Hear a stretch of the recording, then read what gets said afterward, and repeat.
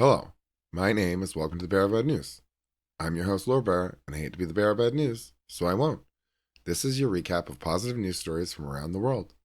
Articles included in this broadcast were originally published from April 27th to 29th, 2026. The stories in this episode are sourced from various news outlets and publications. The Bearer of Bad News does not conduct independent fact-checking or verification of these stories. Listeners are encouraged to review original sources for accuracy and complete context.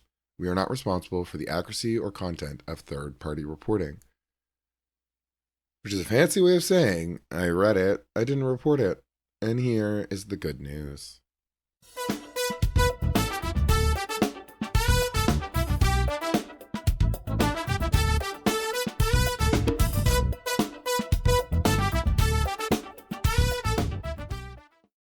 First up, coral reefs on a remote archipelago shrugged off a massive heat wave. From BenjaminFranklinInstitute.org, coral reefs on a chain of islands off Western Australia were almost untouched by a prolonged heat wave that devastated corals in other regions in early 2025. Researchers hope that learning the secret of extreme heat tolerance in these corals will help to protect reefs across the globe, which are in danger of being wiped out by global warming. Kate Quigley at the University of Western Australia in Perth and her colleagues dived at 11 sites across the Hootman-Abrolhos archipelago in July 2025.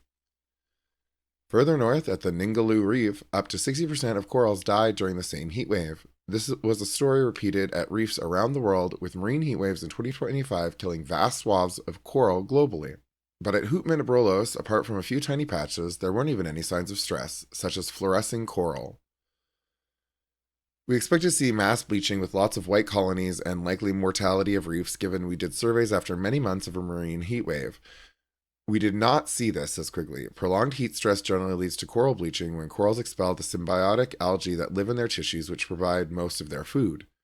Researchers measure the heat stress faced by corals in degree heating weeks, DHW, which accounts for how long a heat wave endures and how high temperatures reach. Over 4 degrees Celsius, weeks scientists explain to see significant bleaching, and above 8 degrees Celsius weeks, the situation becomes dire. Values around 8 degrees Celsius weeks are generally considered catastrophic and are often associated with widespread bleaching and mortality, says Quigley. The waters around Hootman-Abrolhos Islands hit 4 degrees Celsius weeks in early February 2025 and 8 degrees Celsius weeks by early March, but the temperatures kept rising by mid-April and the corals had experienced 22 degrees Celsius weeks of heat stress. Quigley and her colleagues were most surprised to find that the full array of coral species at the reef all seemed immune to what had proved disastrous elsewhere.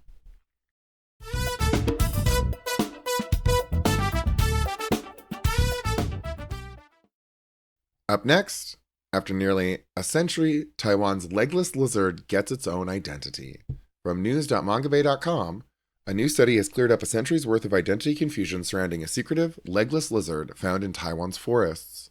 Researchers from National Taiwan Normal University confirmed the Formosan legless lizard, Dopacia formosensis, is a distinct species endemic to the island, separate from the more widespread Hart's glass lizard, Dopacia harti, under which it had previously been clubbed. Legless lizards, often mistaken for snakes, possess several distinct features. The lizards have movable eyelids that allow them to blink, small external ear openings, and longitudinal lateral fold that allows their skin to expand for breathing or carrying eggs. For nearly a century, scientists have debated whether Taiwan is home to one or two species of Dopacia legless lizards. Japanese zoologist Kyukichi Kishida first described Ophosaurus formosensis as a distinct species of legless lizard endemic to Taiwan. In 1930, the lizards were subsequently placed under the genus Dopacia. He noted that O. formosensis and O. harti co-occurred in Taiwan, but had slight differences in coloration. O. harti had blue spots, while O. formosensis didn't. However, in 2003, researchers concluded the two were a single species and that the color differences were between females and young lizards and males. The debate continued, the confusion stemming from the loss of the original specimen that Kishida had referred to after World War II. Legless lizards are notoriously difficult to find in their natural habitat since they stay hidden under leaf litter and humus. Dopacia is also protected in Taiwan. So for the new study, the researchers relied on museum specimens from Taiwan and other countries and citizen science data from the Taiwan Roadkill Observatory Network to shed light on their taxonomy. Roadkill data are very useful in understanding the distribution and season activity of Dopacia formosensis. Study co-author Si Min Lin told Mongabe by email, because this species is only active above ground for a short period each year, records from large citizen science databases can provide important information on when and where it appears. Much of our current understanding of its habitat and forest type requirements has come from such records. Their analysis showed that Taiwanese specimens are part of a lineage distinct from those in other parts of Asia. The research team designated a neotype, a new official reference specimen, and confirmed that the blue markings are actually a form of sexual dichromaticism, or color-based sex difference. Mature adult males display these conspicuous blue spots as a sexual signal, while females and juveniles are a plain bronze. Although the Formosan legless lizard is broadly distributed in Taiwan, Lin said the reptiles are rare wherever they occur. This may mainly reflect its secretive habitats rather than a truly small population size, he said. The researchers emphasized that establishing a stable scientific identity is vital to protecting the animal's future.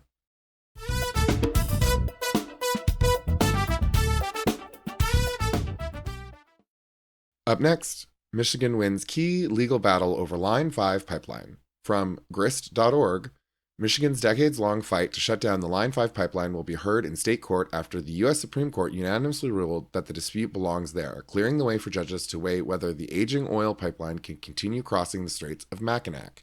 The ruling is seen as a win for tribes environmentalists and State Attorney General Dana Nessel, who preferred to keep the fight in state court. She has since 2019 been trying to revoke the easement that allows the pipeline to cross the Straits, which connects Lake Michigan and Huron, citing the risk of an oil spill.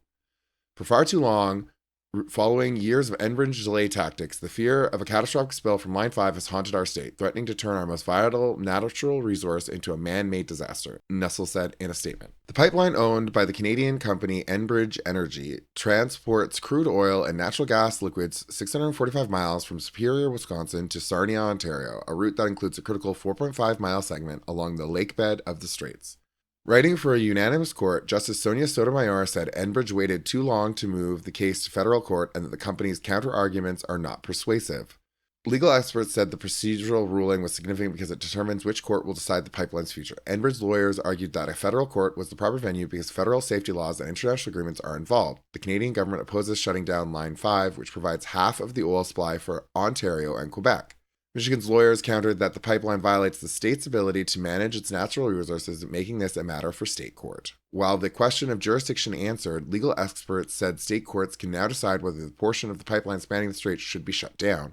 A unanimous decision by the High Court is a big deal, said Andy Bauschbaum, lawyer for the Great Lakes Business Network, which filed briefs in support of the Attorney General. The justices of the court, regardless of ideology, agreed that it's the state court that's the proper court to hear the dispute, he said. We're finally in a position for the state court to actually decide whether Line 5 belongs on the bottom of the Great Lakes or whether there are alternatives. Arguing the case in Michigan's 30th Circuit Court also is expected to sharpen the focus of tribal sovereignty. All 12 federally organized tribes in the state have called for Line 5 to be shut down, saying it threatens their waters, treaty rights, and ways of life. They were not part of the Supreme Court proceedings. It will really create space now for tribes to uplift their voices in the proceedings, to uplift tribal treaty rights, to uplift the protection of natural resources, and ultimately the preservation of our cultural lifeways, said Whitney Grayville, president of the Bay Mills Indian Community, one of the parties involved in separate litigation against Line 15.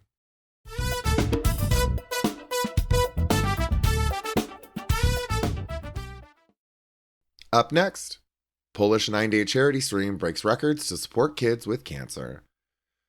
From Reuters.com, a 9-day nonstop live stream in Poland raised a record-breaking sum for charity, local media said on Monday, after donations totaling over 250 million zlotys, $69 million, flooded in for children with cancer. I believe that's $69 USD, as don't think they specify, but I'm going to assume from Reuters, doesn't have a euro symbol, that it's USD.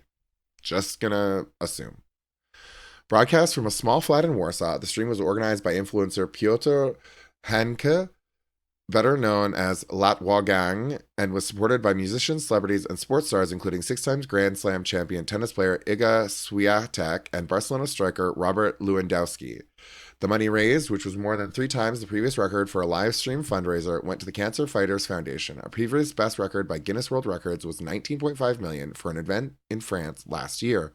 We're reaching for the stars, reaching for space to help those who need it most, the innocent children who fight the hardest battles every day, the foundation's president, Marek Kapisk, told private broadcaster RMF-FM. In one segment, several celebrities shaved their heads in support of cancer patients. It began on April 17th on YouTube and finished at 9:37 p.m., 1937 GMT local time on Sunday. At one point, the stream was viewed by 1.4 million people simultaneously, state news agency PAP reported, meaning it also broke records for viewer numbers. The stream followed a song recorded by rapper Bedoz with a young cancer patient. Latwagang told his followers that he would launch a nonstop charity stream with 1 second for every like on TikTok for the idea, Poland's PAP news agency reported.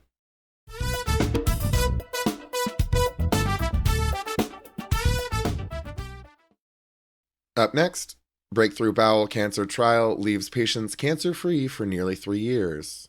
From SciTechDaily.com, a new approach to treating certain bowel cancers is showing long-lasting effects. Patients with a particular form of bowel cancer have remained cancer-free for nearly 3 years after receiving a short course of immunotherapy before surgery rather than chemotherapy afterwards. These findings come from the NeoPrism CRC clinical trial led by researchers at UCL and UCLH. The results, presented at the American Association for Cancer Research annual meeting 2026 in April, expanded on earlier data showing that 9 weeks of preoperative treatment with pembrolizumab significantly reduced tumor size in patients with stage 2 or 3 bowel cancer. Early outcomes showed that 59% of patients had no detectable cancer following pembrolizumab treatment and their scheduled recovery. Durable responses and reduced recurrence. After 33 months follow-up, none of the patients in the study have experienced a recurrence. This includes individuals with no remaining cancer treatment, as well as those with small residual traces that have not progressed or spread. Under standard care, about 25% of patients treated with surgery followed by chemotherapy are expected to relapse within 3 years. These results suggest that giving immunotherapy before surgery may offer longer-lasting cancer control for this subgroup of patients. Researchers also examined blood samples to better understand why the therapy is effective and to identify which patients are most likely to benefit. They developed personalized blood tests that can detect early signs of treatment success and determine whether any cancer remains in circulation.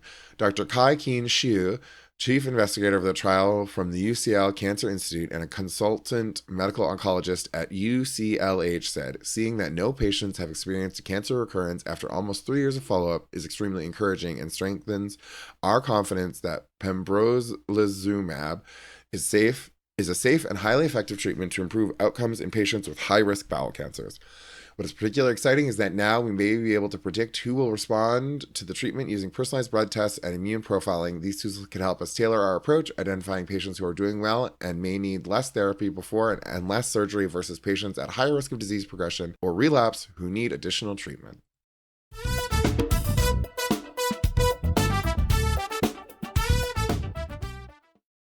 Up next, Brighton plan Europe's first purpose-built £80 million women's stadium. From BBC.com, Brighton and Hove Albion have released their plans for Europe's first purpose-built women's football stadium, which will cost £75 to £80 million. The clubs say the new stadium will provide a permanent home and identity for the women's team in an attempt to drive long-term fan growth. Located at Bennett's Field, a site adjacent to the Amex Stadium, the home of Brighton's Premier League side, it will hold an initial capacity of 10,000 and will be connected to the Amex via a bridge walkway. With work underway on a planning application, the club hoped to officially open the stadium for the start of the 2030-2031 season. The prospect of a bespoke stadium built exclusively for women's players, staff, and supporters is incredibly exciting, said the club's managing director of women's and girls football, Zoe Johnson.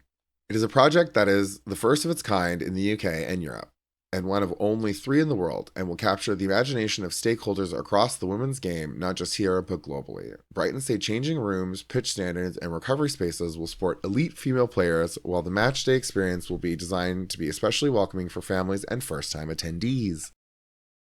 There will be breastfeeding rooms, changing areas, and buggy parks for prams, as well as social spaces on the concourse to host events and underground car parking. Johnson added the stadium will help the club push forward our ambitions to compete consistently both domestically in the Women's Super League, WSL, and also in European club competition, while attracting key staff and growing a passionate fan base. We also hope the stadium can support academy and development features, giving more of our younger players valuable experience of playing in a purpose-built stadium environment, she said. Brighton have played at the Amex on occasion, but currently host the majority of their WSL matches at Crawley Town's Broadfield Stadium, about 20 miles away.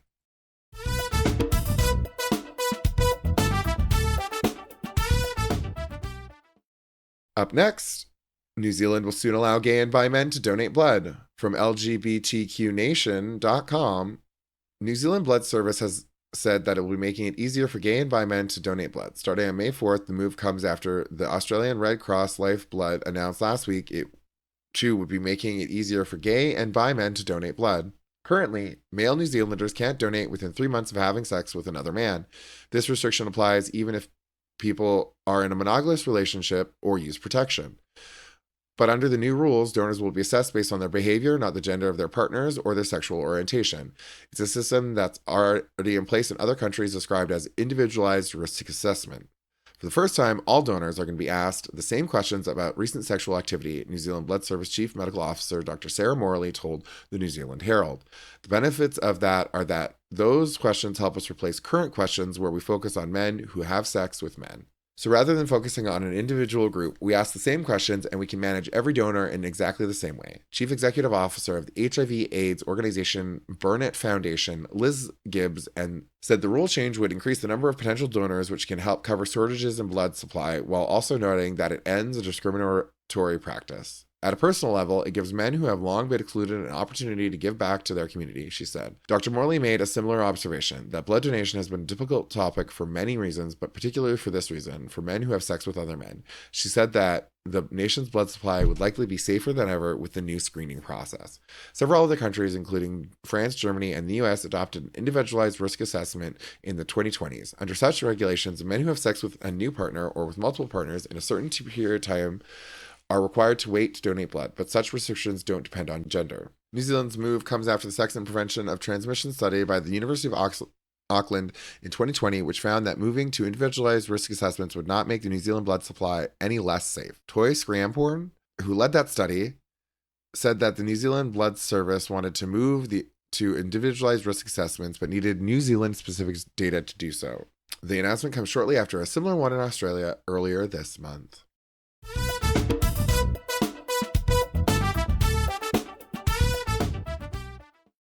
Up next, Kacey Musgraves taps young mariachi brothers detained by ICE for trio of album release shows.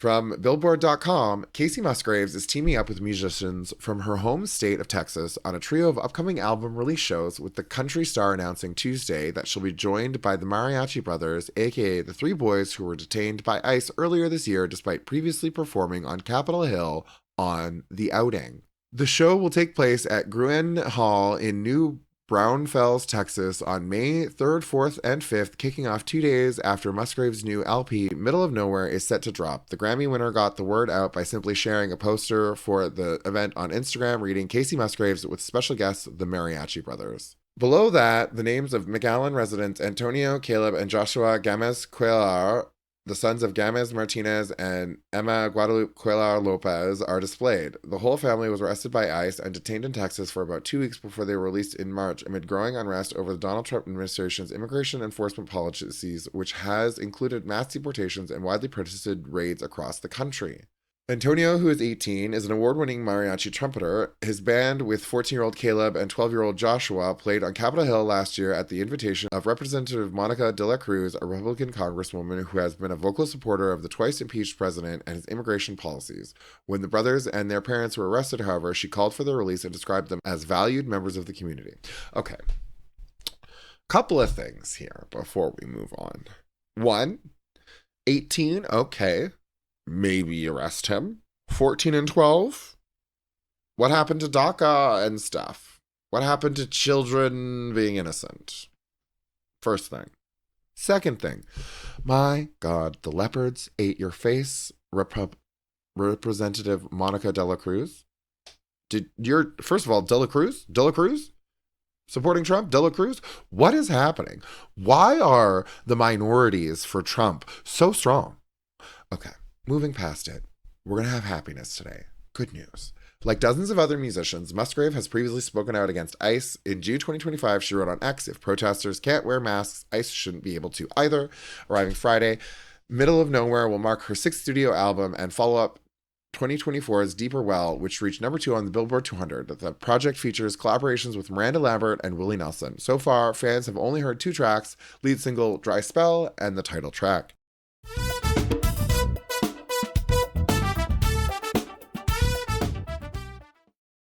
Up next, Universal Music artists can reap millions from Spotify stock sale thanks to Taylor Swift.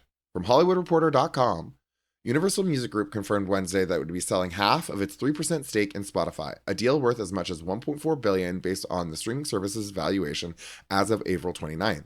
And thanks in part to Taylor Swift, all of UMG's roster of artists stand to be cashing in too. How Swift has anything to do with this windfall is a bit complicated and goes all the way back to the major record labels originally licensing agreements with Spotify from late 2000s, which got the company's stock in the then fledgling streaming service.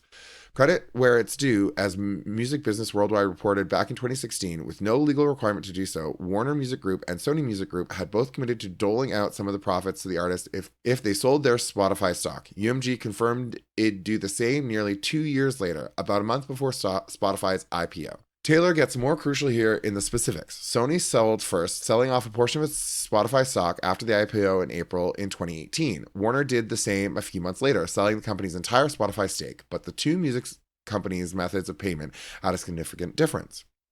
When Sony paid it out, it ignored whether or not an artist is recouped, meaning that Sony acts got paid regardless on if they owed the label money on their record deal.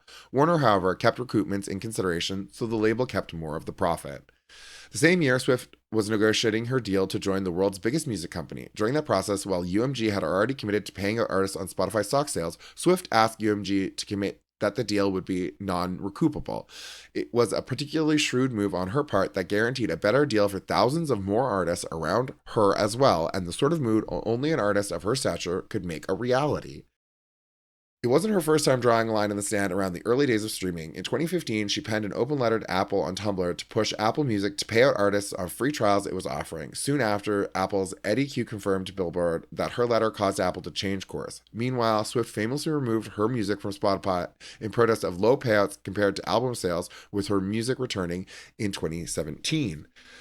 At the time of her signing with UMG in November 2018, Swift said that non-recoupable term on the Spotify stock sales meant more to me than any other deal point.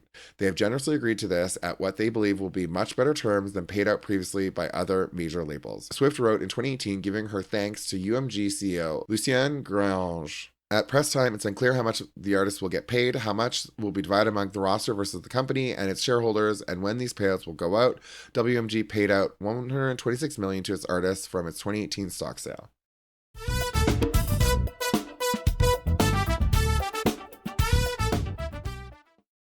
And lastly, we have species thought extinct for thousands of years rediscovered thanks to indigenous knowledge. From news.mongabay.com.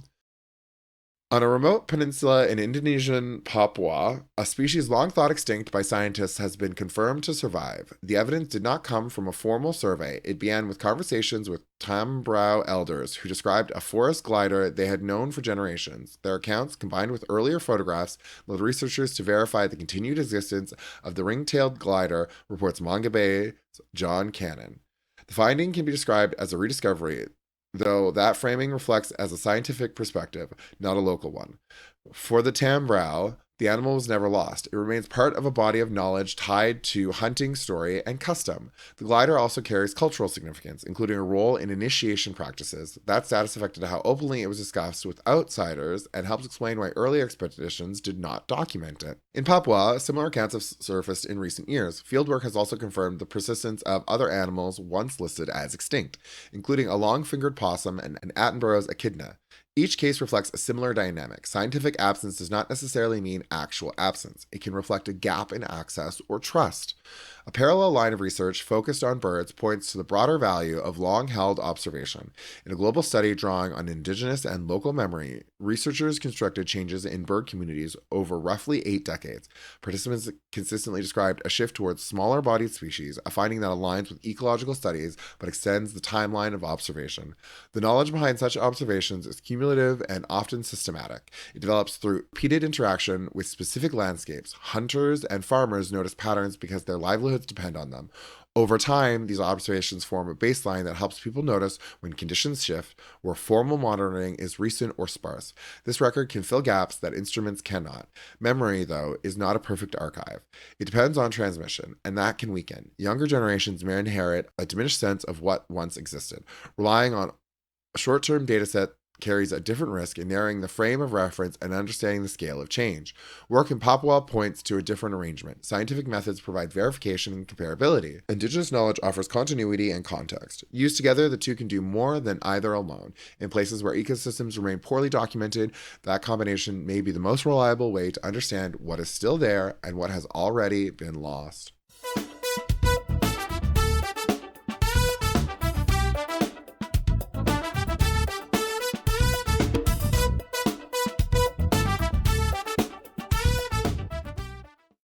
And that is the end of the articles.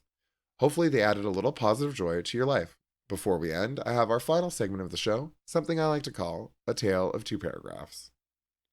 In this segment, I take the first and last paragraph from an article on Substack or another similar source and read them to you, to encourage you to go and read the article yourself. Many people forget the power of the written word to move us and how intriguing the middle of the story is. The less I read, the better. But people often want to know how we got to endings more than the endings themselves, and maybe then you will go exploring the Substack and read the paragraphs in between. This week's article is from Love the Airport Substack, entitled How to Get the Body of a Greek God and the Head of a Furious Lion. Perhaps, like me, many of my top half lion, bottom half man centaur friends, you have been considering the potential health benefits of giving up alcohol.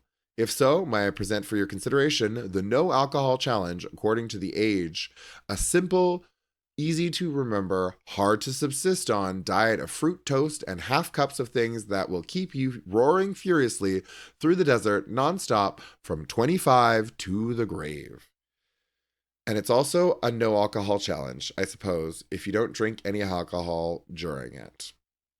A few paragraphs in between and an ending of, by the time you're according to the age of 34 to 44, it might be worth popping on some sort of tiny bra, just, something with absolutely no discernible purpose, to chafe you under the massive arms. Ideally, try to find one that matches the cargo shorts you've been charging through the desert in for the last 80 years. No need to replace those, though. They're fine. For more from John Finnemore, visit johnfinnemore.substack.com. We hope you enjoyed our show, everyone. Thanks for tuning in. And until next time, I hate to be the bearer of bad news, so I won't. Have a good day.